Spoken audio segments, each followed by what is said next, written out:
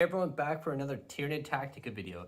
In today's video, we're going to be discussing the incredibly powerful and dominant Crusher Stampede that dropped in White Dwarf issue 471. So this is an Army of Renown for Tyranids, a heavy focus on monsters and multi-wound units, such as warriors and allies and raveners, and anything that essentially has 3 wounds in the Tyranid Codex. So no swarms or no little guys. It's all about the big monsters.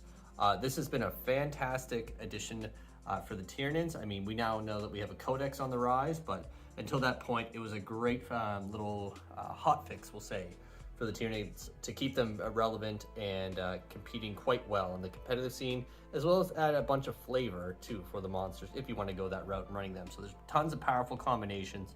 We're going to talk about the rules in the book. I know it's hard to find White Dwarfs potentially in your area, but I hear there'll be potential of it being available online through Games Workshop if you didn't get yourself a copy, or there's many resources available. It is really only essentially a page and a half in this entire White Dwarf. Lots of cool things in the White Dwarf, of course, but rules-wise, there's not a whole lot to it, but very powerful in that small section of pages. So in this video, we're going to be covering just a general overview of the Crusher Stampede and how it functions, the buffs and what you have to give up when taking it. We'll be looking at the Warlord Traits, the Stratagems, there's a few new Stratagems as well, the Psychic Powers, and then I'm going to show you a sample list that it's a variation of a list that I've already ran and performed very well, so give you an idea of just kind of my strategy with the Crusher Stampede and how that's going to evolve. So first off, let's jump right into it and get an overview of how the Crusher Stampede functions. So let's talk about the Crusher Stampede and how it functions. So taking a Crusher Stampede, there are a few restrictions to make it work. It is an Army of Renown in the White Dwarf, as we just mentioned. It is legal to use in competitions, whether you play tournaments or if you just play for fun. Obviously anything goes there, but it is designed to be used as a supplement, more or less. We'll say Army of Renown, I guess it's supplement if that's how it works. But so the restrictions for it: your army cannot include any swarm units. You cannot include any units with a wounds characteristic of 2 or less, so you have to have at least 3. And for each unit in your army that does not have the monster keyword, you must include at least 1 monster unit for each one. So for example here, if this is, let's just say this is our army, where I have 2 units without the monster keyword, that means at minimum I have to have at least 2 monsters or more. And all units from your army must have the Tyranids keyword and be drawn from the same Hive fleet. So it is mono fleet, which is perfectly fine with the new GT mission packs. Sub-factions are gone if those are the rule sets you play with. So anyway, that doesn't really impact the Crusher Stampede significantly. Now let's talk the benefits. So all units in your army gain the Crusher Stampede keyword, and units in your army without the monster keyword gain the Shielded by the Hive Mind ability, which we'll talk about in just a moment. And monsters gain the Hulking Behemoth ability.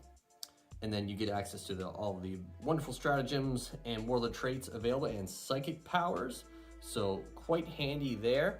Now you do lose your Hive Fleet adaptation in saying that, so we're going to call it a disadvantage because there's not a whole lot falls into the disadvantage category here with the Crusher Stampede bonus, but this is really the only one I think that classifies as a disadvantage. So not being able to have your Feel No Pain if you run Leviathan, especially with all the Leviathan supplement buffs, it's not a huge deal, as the abilities I'm about to tell you about more than make up for it. So Shielded by the Hive Mind, so that's all for the infantry models that aren't monsters.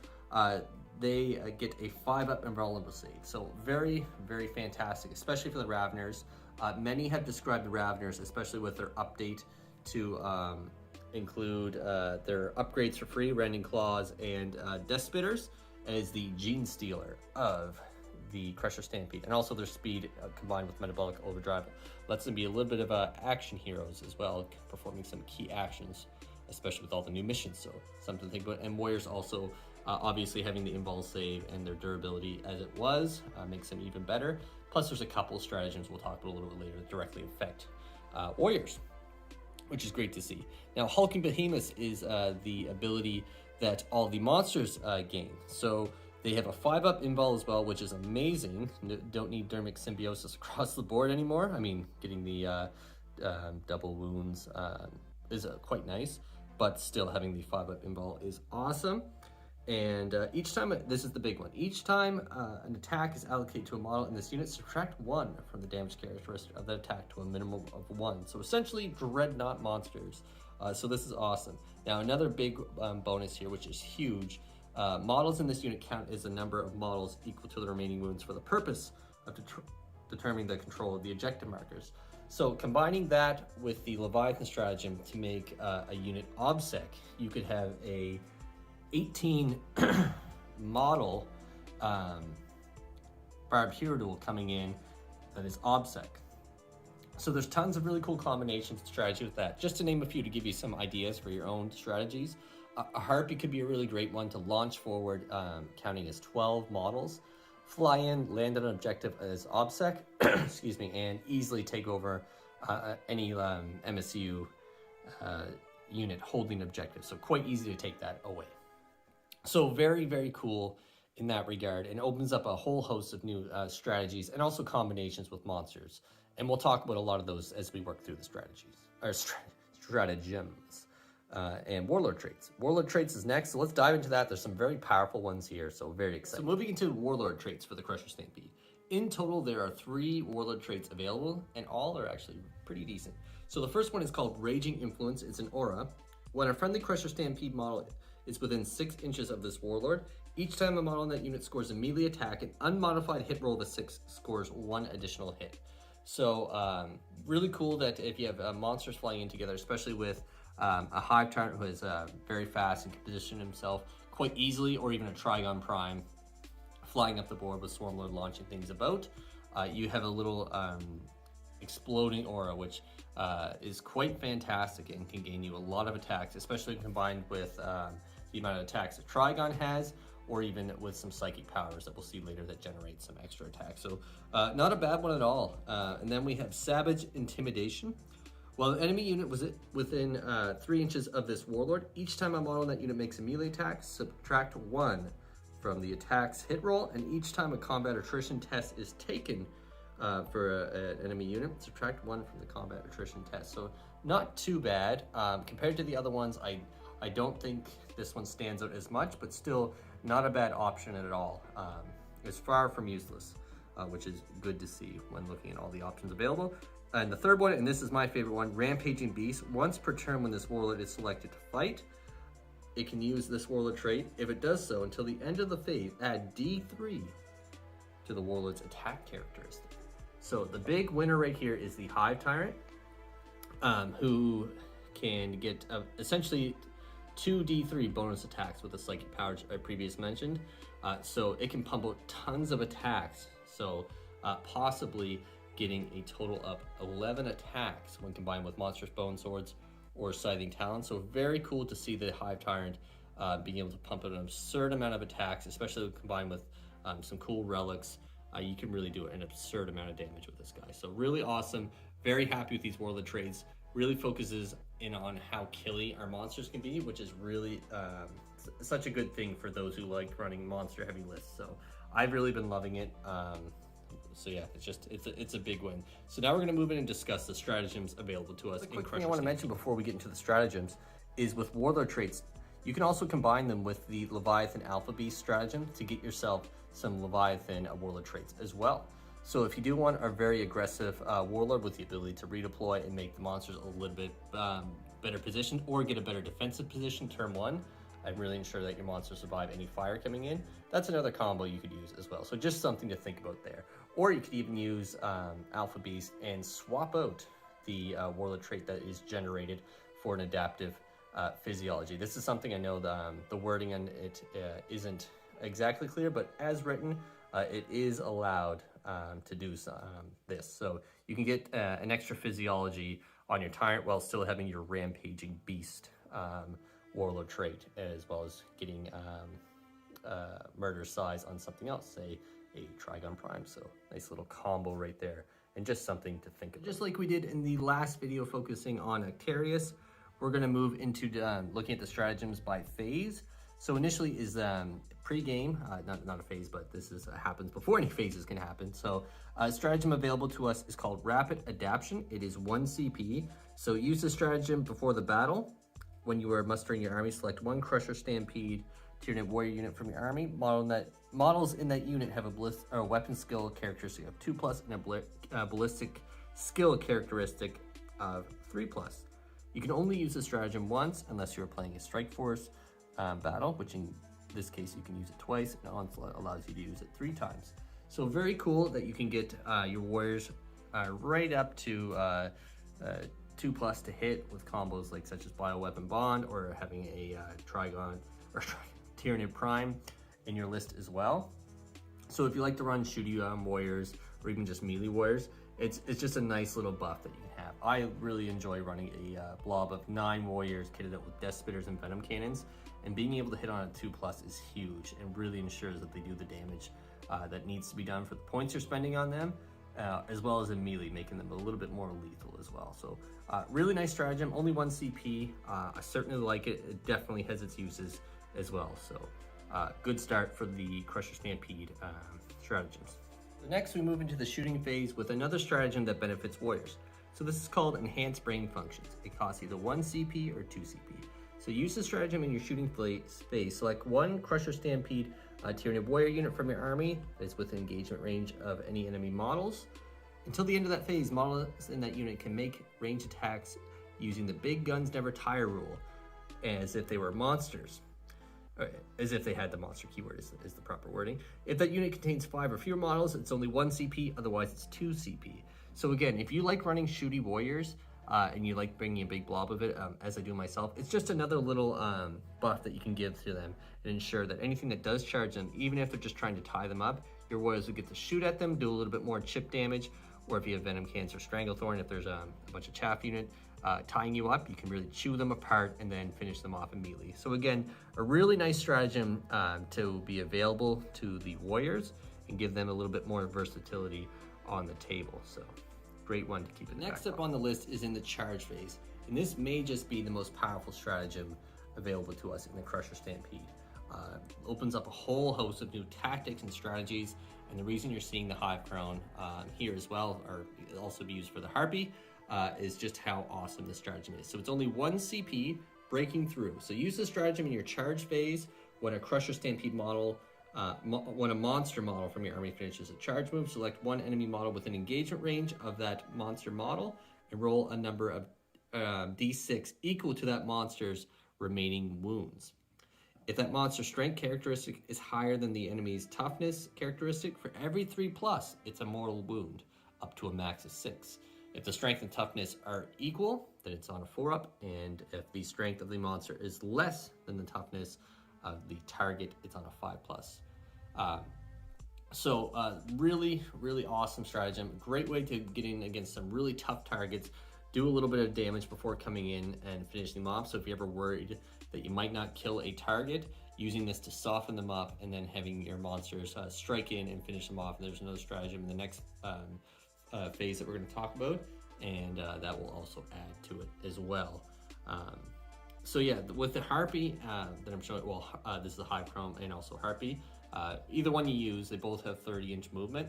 Flying forward and then charging in at something and using Breakthrough is a great way to snipe out characters. So one strategy a lot of people have been using is like hunting down, say, Chapter Masters or anything that could be exposed to the Harpy, having it charge in, using Breaking Through, rolling some easy 3-ups on 12 dice, and boom, that's 6 mortal wounds just slapped down. If they don't have any mortal wound defense, generally speaking, that's a character killed right there. And depending on your, what secondary choices you have, it could be an assassination or eliminating a key unit that's handing out lots of buffs, or just having the Harpy come in, soften something up, and then just tie it up with a -1 damage, keeping it alive from the Crusher Stampede abilities. So, or even in the case of, say, the Barpedo or even the Dimicarian, having this go off, then hitting in with some very powerful high damage attacks can really ensure you're killing whatever you're charging. So really awesome stratagem. Just again, a few strategies to think about if you do have a monster that can launch forward, such as our flyers, make some use of them and finally get them on the tabletop, being worth the points and the slot that they are taking up in the list. All right, now we're into the fight phase. This stratagem is called Thunder's Impact. It costs 2 CP. Use the stratagem in the fight phase when a Crusher Stampede model from your army has finished a pylon move, select one enemy monster or vehicle unit within engagement range of that model. Until the end of that phase, that model can only make ranged attacks against the selected unit. In each time it attacks, add 1 to the attack's hit roll, add 1 to the wound roll, and add 1 to the damage roll. So things like Dimicarans coming in, getting a bonus to their hit, wound, and also their damage is huge. Against soft or when I say soft targets, things that don't have -1 damage, that's quite a big deal. So you're getting 4 plus D3 damage with each attack coming through. Combining that again with some psychic powers available to us in Crusher Stampede to get D3 extra attacks, that's a ton of damage output potentially coming in from the Dimicaran, or even say things like the Hive Tyrant that's been kitted out to be super killy, or a super duper killy Trigon Prime, which we'll highlight a little bit later when we look at a sample list and the combinations that can be used. So really awesome stratagem. It is 2 CP, which is, I mean, it's definitely an awesome stratagem to have, but keeping that in mind, it's using that can burn through CP pretty quick, especially when you combine things like breaking through and this, as well as some of the other stratagems available to us in Leviathan. So I do find Crusher Stampede can be a little bit CP heavy, so definitely one thing to be mindful of when planning out your list and also your attacks. You need to be very intentional on when and how you're going to use your stratagems and plan and prepare to effectively use them and not just burn through CP instantly. So just keep that in mind. Just figured I'd mention that as well. So that is Thunderous Impact. We're going to move on to the morale phase for Terrifying Charge. Next up is Terrifying Charge. So this is using the morale phase. Use the stratagem at the start of the morale phase. Select one enemy unit within engagement range of a Crusher Stampede model from your army that made a charge move this turn. Until the end of that turn, subtract 3 from the leadership of models in that enemy unit. So combining this with things like the horror, you could really chip away at enemy leadership. So for tough elite units, even just killing one of them and forcing a morale on them and then having this stratagem available is pretty solid. It's a great stratagem to have in the back pocket, especially if you're charging into a more elite unit that's harder to kill. You don't do as much damage as you'd hope. That's a great way to try and ensure that maybe 1 or 2 units will run off and hopefully get out of there. Again, combining that with the Warlord trait that we mentioned earlier, you can really mess with your opponent and also affect the combat attrition test as well. So a little bit more situational here, but by no means a bad stratagem, especially for only costing 1 CP and having certain situations where minusing 3 to the leadership characteristic could be pretty handy. All right, so now we're into taking casualties and damage.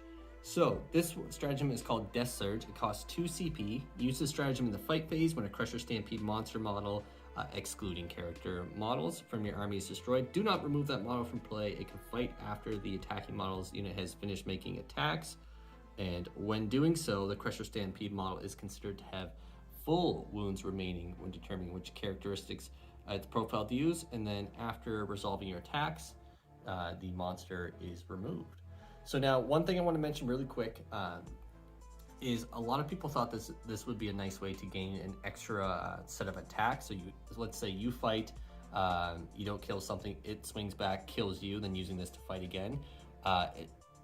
There's been some discussion on it. I just want to bring this right up front and just mention it to you. The best thing that you can do is talk to your tournament organizer or discuss it with your gaming room and find out the best course of action. The general consensus is this isn't a stratagem to allow you to fight twice, but simply if you die before getting to a fight, it allows you to make your attack. So just want to highlight that. It's a really awesome stratagem. So if something lethal is charging into your Dimicaran and it's almost dead and you're not going to get your attacks for certain, but whatever's charging you couldn't withstand the might of a full wound Dimicaran attacking, you have the stratagem to kind of make them a little bit wary.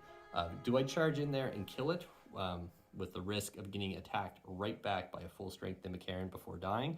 So just a really cool one to think about and have available to you. So it is 2 CP, again, a little bit more costly, especially when Crusher Stampede list can run a little low on CP to begin with some upgrades. But really awesome to have, and again, it makes your opponent consider, is it worth charging this big monster that gets to swing back at me at so our final stratagem from the Crusher Stampede Army of Reknown, and this is a huge one, is called Unbreakable Chitten. It either costs 1 CP or 2 CP. Use this stratagem in any phase when a Crusher Stampede unit from your army is selected as a target of an attack until the end of that phase. Each time an attack is made against that unit, an unmodified wound roll of a 1 to 3 for that attack fails, irrespective of any abilities the weapon or the model attacking may have. If that unit contains 5 or more models, or has a wound characteristic of 10 or more, it costs 2 CP. Otherwise, it costs 1 for other units. So this is huge. We got transhuman for our monsters and warriors and stuff, but big for our monsters. So a great way, again, just to really ensure that you have the Trigon Prime, or Prime. I say Trigon Prime because there's a combo I'm thinking of, but the Dimikaran, Barbipedal, Swarmlord, or Tyrant that's taking heat to really ensure that it survives. So if there's like a huge weapon shooting at you and you're really worried about the damage, it's a great way to just ruin your opponent's day, and also cancel any reroll abilities too. So very awesome to see. Now with the Trigon Prime, the nice thing here is that the combo with Biomorphic Carapace, this is a huge one. And we're just going to set the Trigon right here, front and center. So with Unbreakable Chitten and as well as Biomorphic Carapace, one combo that we've been seeing, and I have in my sample list that we're going to see just a little bit later, is Biomorphic Carapace from the Leviathan supplement is -1 to the wound roll. Then you also have the -1 damage from Crusher Stampede.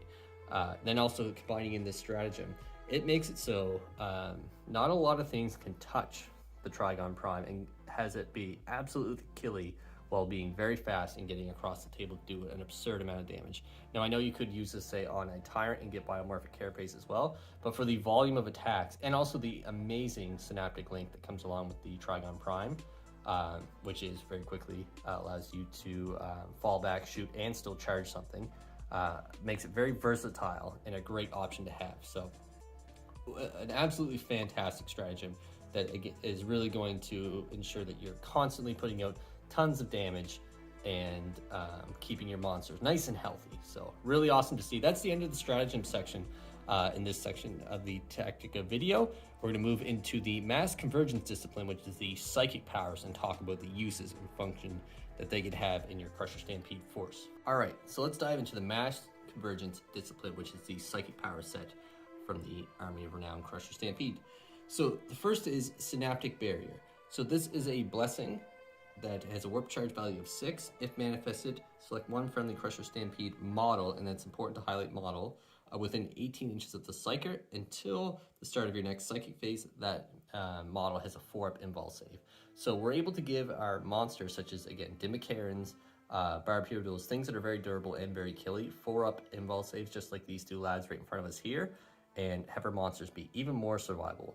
And the reason I highlighted that it's model is that having a 4-up invul warrior unit or Hive Guard unit is off the table. Though you could give it to one model and ensure that maybe one model could tank a bunch of stuff, but I'm sure there's a monster in your list that would be crying out for this power over a lone warrior or Hive Guard model. But yeah, so this is it's amazing. It's when I take the psychic powers, and make sure to include this.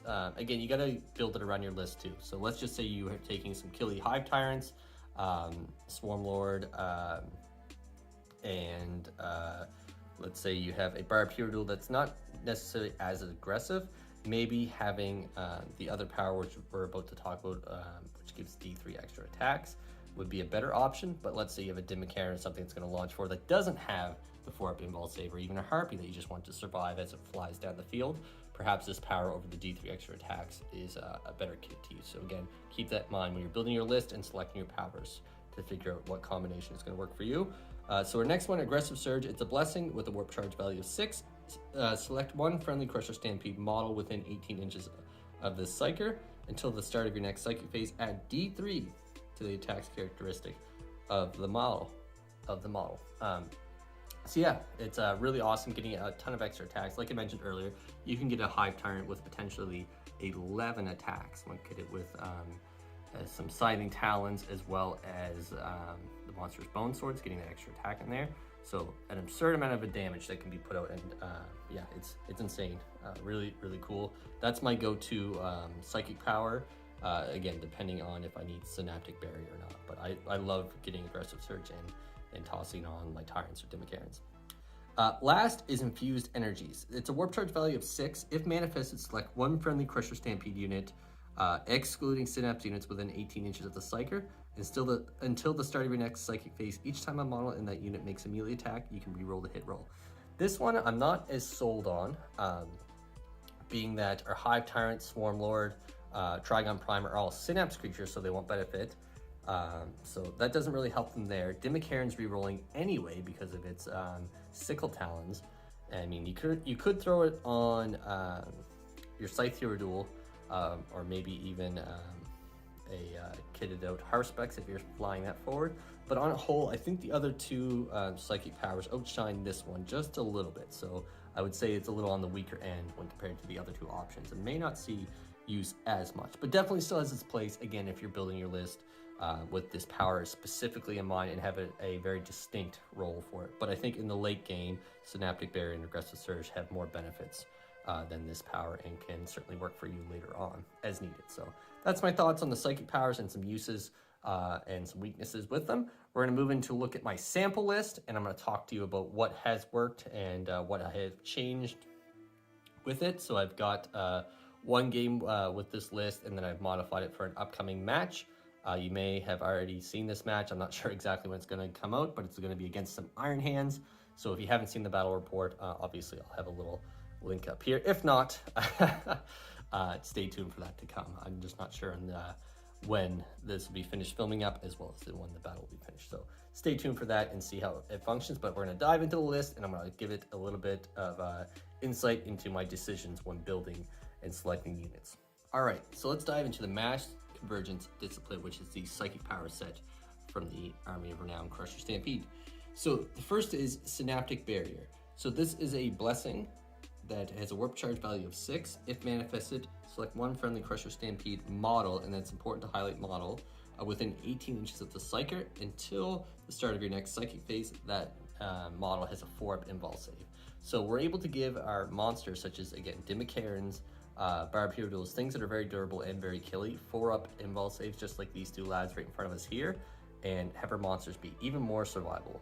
And the reason I highlighted that it's model is that having a 4-up invul warrior unit or Hive Guard unit is off the table. Though you could give it to one model and ensure that maybe one model could tank a bunch of stuff, but I'm sure there's a monster in your list that would be crying out for this power over a lone warrior or Hive Guard model. But yeah, so this is it's amazing. It's when I take the Psychic powers, I make sure to include this. Again, you got to build it around your list too. So let's just say you are taking some killy Hive Tyrants, Swarmlord, and let's say you have a Barb Hero Duel that's not necessarily as aggressive. Maybe having the other power, which we're about to talk about, which gives D3 extra attacks, would be a better option. But let's say you have a Dimikaren, something that's going to launch forward that doesn't have the 4-up invul save, or even a Harpy that you just want to survive as it flies down the field. Perhaps this power over the D3 extra attacks is a better kit to use. So again, keep that in mind when you're building your list and selecting your powers to figure out what combination is going to work for you. So our next one, Aggressive Surge. It's a blessing with a warp charge value of 6. Select one friendly Crusher Stampede model within 18 inches of the Psyker until the start of your next Psychic phase. Add D3 to the attacks characteristic of the model. So yeah, it's really awesome, getting a ton of extra attacks. Like I mentioned earlier, you can get a Hive Tyrant with potentially 11 attacks when kitted with some Scything Talons, as well as the monster's Bone Swords, getting that extra attack in there. So an absurd amount of damage that can be put out, and yeah, it's insane. Really, really cool. That's my go-to Psychic power. Again, depending on if I need Synaptic Barrier or not. But I love getting Aggressive Surge and tossing on my Tyrants or Dimikarens. Last is Infused Energies. It's a warp charge value of 6. If manifested, select one friendly Crusher Stampede unit. All right, everyone, so here's the list that I ended up creating and modifying from a previous Stampede list that performed well. A little bit of edits had to be done with the points updates that came through with the balance update. And yeah, so this is where we're at. So I'll quickly go through the list. It's obviously Leviathan to take advantage of all the awesome stratagems and relics that are available. So looking at the list here, it is a battalion detachment with Swarmlord and a Flyrant. The Flyrant is the Warlord. He has 2 sets of monstrous Scything Talons. So ignore the rending claws there. I just think they look cool on his current setup. He also has adrenal glands. He has aggressive surge and synaptic barrier for the powers, so getting that 4-up obviously for one of my dimmas, and also the extra attacks potentially for himself or someone else. He has the adaptive neural lobe, again, where I find Crusher Stampede is very CP heavy. I like taking the adaptive neural lobe just to generate some extra CP and keep all the good abilities flowing. And he has Rampaging Beast and obviously Wings, and he took Alpha Beast as well to swap out the Leviathan trait to get himself Murderous size. So now again, depending on where you are at and the ruling on that, I know the wording of it can be a little difficult, and I've seen some discussion about it, but just want to mention that if not, I would just take the strategic adaptation instead of having Murderous size there and just have him flying about if I was in that particular situation. But like I said, the general consensus is that the wording, it's perfectly legal, but I've seen just some discussion. I like to highlight those things just for everyone. Then we have Swarmlord, who took Catalyst and Paroxysm. And then we have 3 units of Tyranid Warriors, all kitted with just Scything Talons. These guys here, they're supposed to have double set of Scything Talons, but working on modeling some new ones. They're just stand-ins right now. As well, they all have Bioweapon Bond. And then we have 2 Demicarans in the list. I know their points went up, and I'm going to talk about why I have 2 of them in here in just a moment. Then we have 8 Raveners. These guys are just wonderful. Like I said, the Gene Stealer of the Crusher Stampede, and those upgrades are free, so why the heck not? So they can be quite killy, as well as pulling off some actions if I need it. Then we have the Barbed Hero Duel, and then the awesome Trigon Prime with the upgrades. So I paid a CP to have the extra adaptive physiology. So he's got Murderous size as well as biomorphic carapace, and he has toxin sacs and adrenal glands as well. So that, oh, and then whoops, and then there's also a Harpy up there. So my Hive Grown's proxying is that. I am magnetizing to get some venom cannons or stranglethorn cannons that'll go underneath. All my mucolids are modeled or magnetized. I just honestly like the Hive Crown head a little bit better myself too. So yeah, so it'll be used as that as needed. So initially when I had this list, I played against a fellow Tyranids player that I craft lists with. So it was really fun. It was both one of our first time running Crusher Stampede. So it was essentially this list minus the Harpy and the Raveners and the Hive Tyrant. So instead I had a Neurothrope, 6 Hive Guard, Malceptor, and a Lictor. Obviously the Lictor is out the window with the new GT mission pack. And the Hive Guard, I thought, okay, I'm going to try it without them, and I want to go full aggressive, take full advantage of all Crusher Stampede has to offer. So I brought in a second Demicaran with them going up in points as well, and the Hive Guard also go up in points. That essentially pulling out the Lictor made up for that, more or less. And then I normally run a Malceptor whenever I bring Hive Guard. I love having the reroll damage. It really ensures they do the work, and the Malceptor can babysit the Hive Guard, as well as toss up some smites or whatever is needed. Or provide a nice power to them. Now, if I did have the Malceptor in, it would be using Onslaught for its power generally, because I liked having that option to move the Hive Guard about if needed to get repositioned or get more range, and still have them shoot with no issues at all. So Onslaught can come in quite handy. Or if I don't want to take that, I would stick on Synaptic Barrier and have the +1 to cast, really ensure that I get that 4-up off on whatever monster needs it as well. So no Hive Guard, so it's just, again, a fully aggressive list. The shooting roll falls to solely the Barbed Hero Duel, as well as the Harpy to fly forward and tie up targets. So ideally, obviously, the game plan, it seems pretty straightforward looking at it. So Demicarans fly forward with Swarmlord launching one of them. Tyrant launches forward as well, taking position and tossing out smites if needed or buffing monsters depending on terrain and situation. And then the Trigon Prime goes up as a secondary movement, and also being a character opens it up so that I ideally send it toward objectives where the opponent may come near it, opening up the option to heroically intervene or make the opponent think twice about getting too close to it. And then the Harpy's goal would be to fly forward, tag any characters that I need taken out, or fly forward and just tag whatever is the biggest threat shooting wise and tie it up. So again, with the monster transhuman and the -1 damage, in most situations the Harpy should survive, or if it gets taken out, whatever bad touch will keep it from shooting my big monsters. And then by turn 2, everything has hit the enemy lines, and with the attention being taken away from the Raveners with Dimicarans and stuff launching around, ideally they're performing actions or chewing up any small objectives that I need taken care of with their shooting, as well as crazy number of attacks with Rending Claws. And then Warriors are just buffing around, and being a small unit, they can kind of sneak about. Now I know the new engage rules, as well as some of the other secondaries. You need at least a few, 3 models I think it is for a couple of them. So losing a warrior would suck, but on a whole, the rest of the list is going to be getting focused down versus the warriors, who are small enough that they can kind of hide and move about as needed.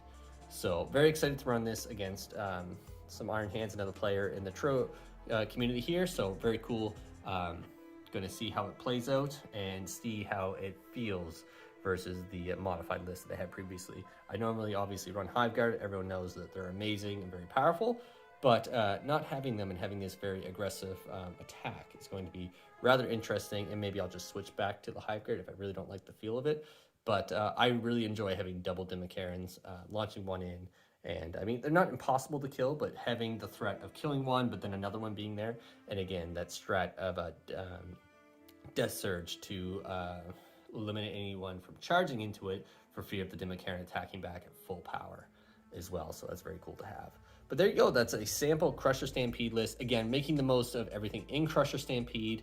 I know you can, again, toss in Hive Guard in there for some shooting ability as well, but we're focusing solely on monsters and the available stratagems and abilities that we have, and making everything we can out of it. So very powerful. It's performed very well across the globe already. I've had a fair number of Stampede games myself. All have gone quite well, and my monsters have performed like monsters, like I wish they always were.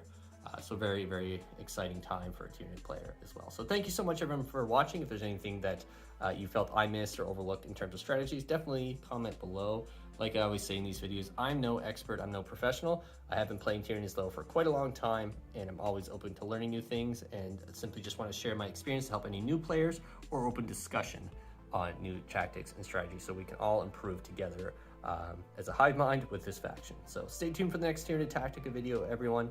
Thank you again for all your support. Our patrons, Brian and Teos, for all the support for the channel and helping us improve the quality and appearance of our battle reports. It means a lot, and it's very, very amazing to see the continued support you all throw this way. So thank you, everyone. We'll see you in the next video. And oh, comment below if there's a specific tactic video you'd like to see next. I have a few ideas floating around, but if there's something that you're all dying to see, definitely let me know, and I'd love to throw my thoughts on it in a video and present it for you. So stay tuned for the next video.